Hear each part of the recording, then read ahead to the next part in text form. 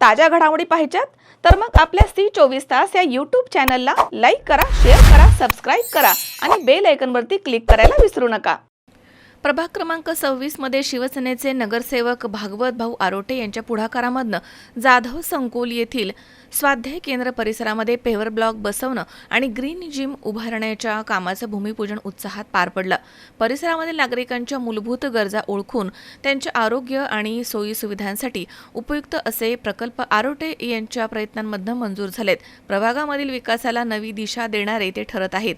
कार्यक्रमापूर्वी भागवत भाऊ आरोटे यांनी आपल्या कार्यकाळामध्ये झालेल्या विकास कामांचा लेखाजोखा पत्रकारांच्या स्वरूपात संपूर्ण परिसरामध्ये वाटप करून नागरिकांशी थेट संवाद साधलाय।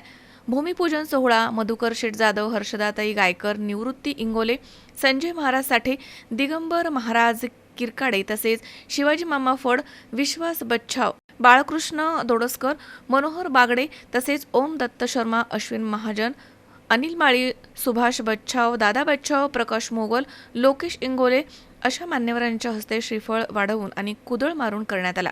श्री साई गणेश मित्र मंडळातर्फे उपस्थित मान्यवरांचा शाल श्रीफळ देऊन सत्कार करण्यात आला।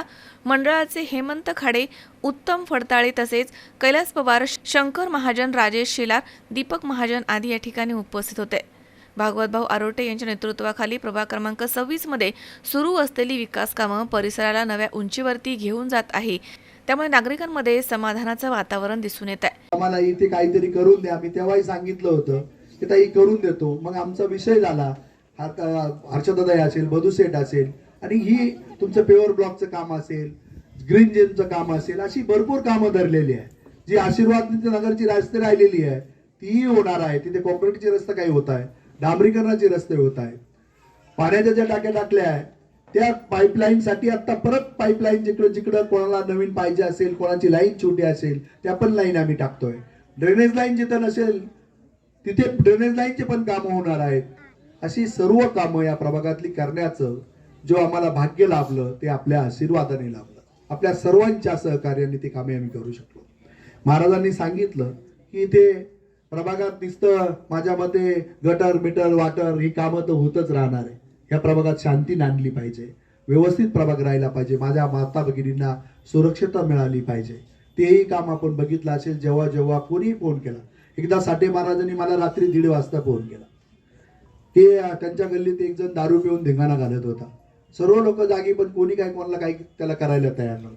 महाराजांनी मला जेव्हाही फोन केला मी गेलो आणि इकडून जाताना मी मोठी गाडी आणण्यापेक्षा मोटरसायकलवर आलो, कारण गाडी पार्किंग मध्ये होती, मोटरसायकल बाहेर होती। मी लगेच ती गाडी पटकन काढली आणि आलो आणि येतानाच अनिलला फोन केला, अनिल अशा अशा ठिकाणी मी येतोय। अनिल ते लगेच आले, महाराज जागेच होते। असं प्रत्येक वेळेस कोणी असे मी 1000 उदाहरण तुम्हाला सांगू शकतो।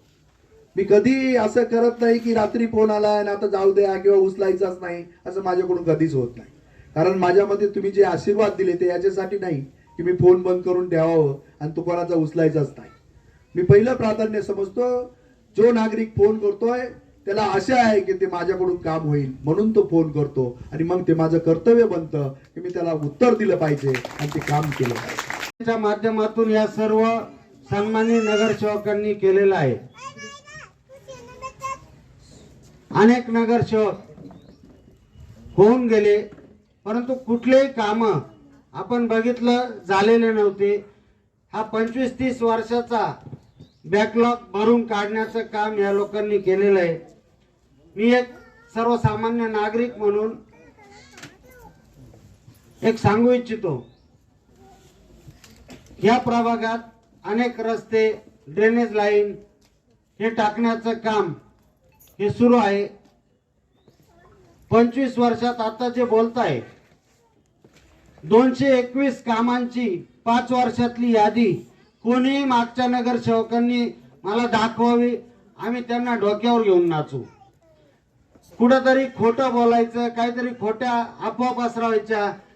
काम करणारे लोक, जो काम करत नाही तो बदनामच होऊ शकत नाही, काम करणारच नेहमी बदनाम होत असतो।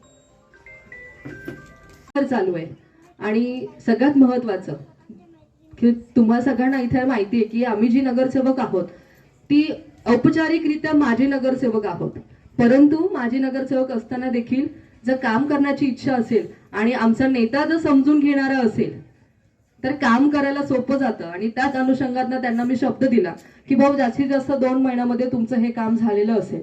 आणि मला सांगताना आनंद होते की आज त्याचं भूमिपूजनाचा कार्यक्रम इथे पार पडतो. म्हणजे आमचे नेते माजी मुख्यमंत्री आत्ताचे उपमुख्यमंत्री एकनाथराव शिंदेजी यांच्या लाडक्या बहिणींनो,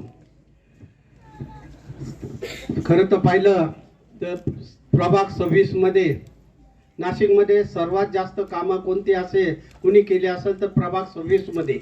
त्यामध्ये आम्हाला शिंदे साहेबांनी निधी दिला, त्या निधीतून आम्ही हे काम करू शकलो. अजूनही आमचे 180 कामं एवढ्या 2 महिन्यात पूर्ण करायचे. त्याच्याकरता आम्ही दररोज 2 जरी कामं धरले तरी कामं पूर्ण होणार नाही, एवढी आमची कामाची लिस्ट तयार आहे.